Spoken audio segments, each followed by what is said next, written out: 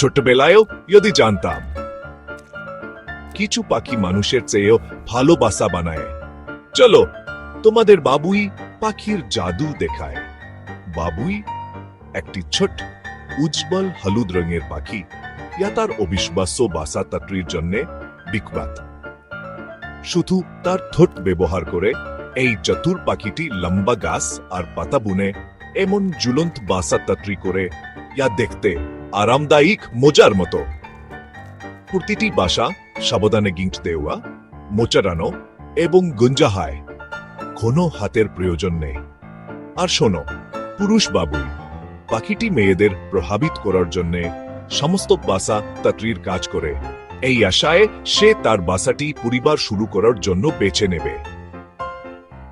যদি সে প্রভাবিত না হয় তবে সে আবার শুরু করবে, একেই বলে সংকল্প।